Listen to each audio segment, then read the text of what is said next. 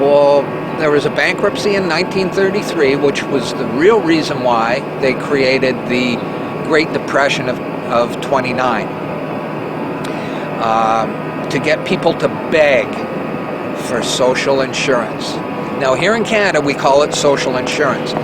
In the United States, they fought revolutionary wars and they fought civil wars, and they understood that security was a better word. It sounded better to the Americans, and so to sell it to the Americans, they called it social security.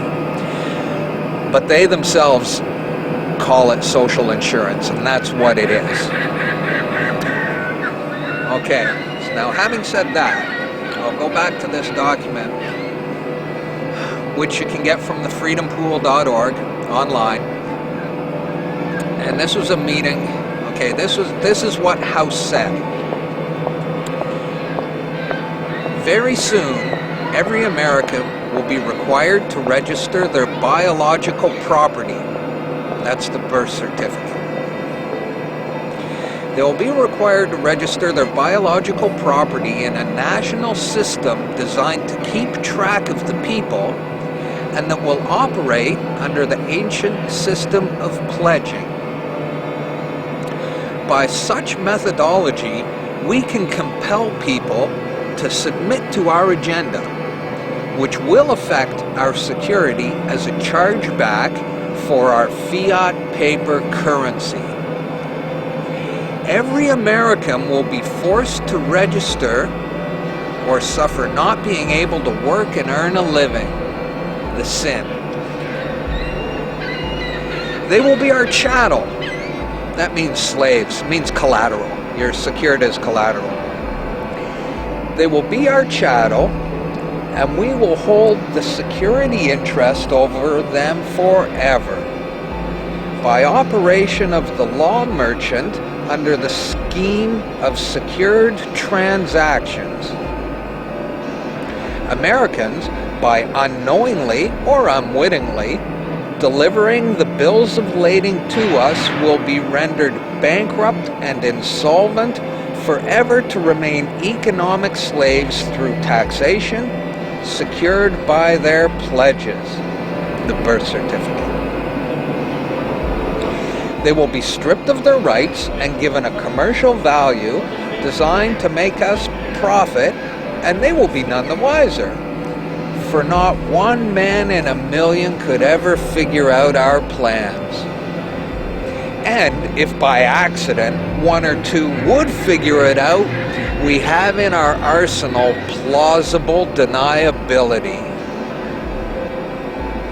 After all, this is the only logical way to fund government, by floating liens and debt to the registrants in the form of benefits and privileges.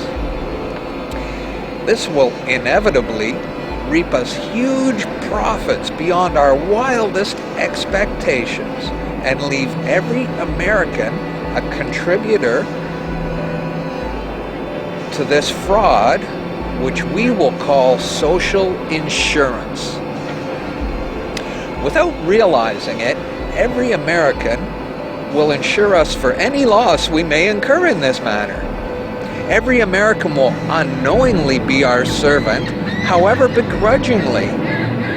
The people will become helpless, and without any hope for their redemption, we will employ the high office of the president of our dummy corporation to foment this plot against America.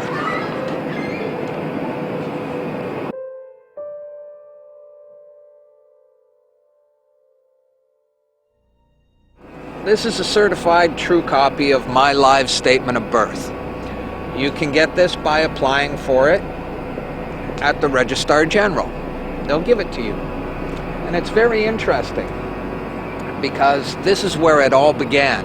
This is the foundation document. All identification is generated from this document. And so if the foundation document is no good, anything that's made from it is no good. That means driver's licenses, health cards, everything. Now what they did here, this is exactly what he meant when he said, "Soon, every American will be required to register their biological property." Now, your parents didn't realize what they were doing when they filled this out, and these didn't exist before 1933. Birth records were recorded in scripture, and these only came into being in 1933 when they hatched this plan. They created a corporate fiction with a name just like yours. In doing this, they registered and monetized the spirit and soul of a living being. This denotes ownership.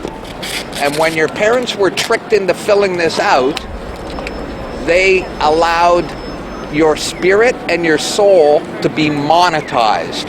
And futures were sold on you. Spirit and soul. Now, this is my birth certificate.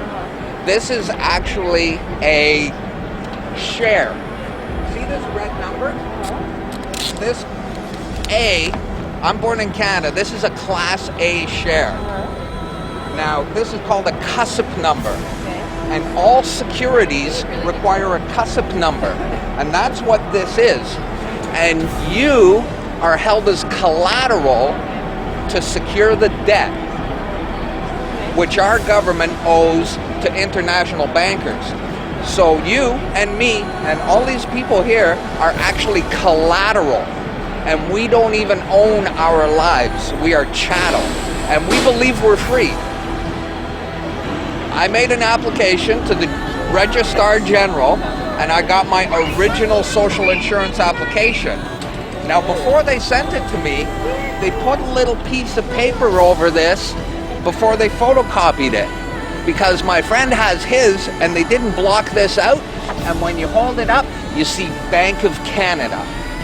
It is said that the best slaves are the ones who don't know that they're enslaved, and we all have invisible chains on us and we don't know it.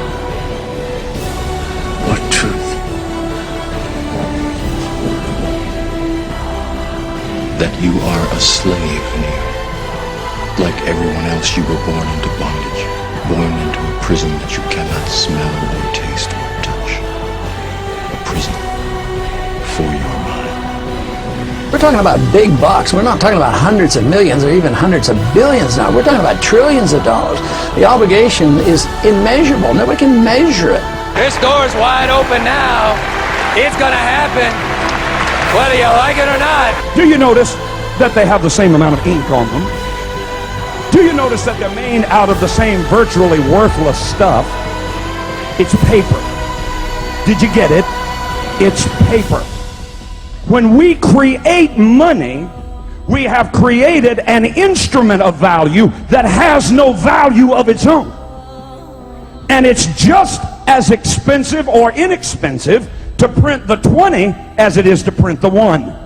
In January of 1913, in December of 1913, he signed the Federal Reserve Act, bringing the Federal Reserve System into place in America, and did what Thomas Jefferson said must never happen. He took the control of the money away from the people by taking it away from the Congress and gave it to a group of private individuals who have to pay taxes on the money they loan the government.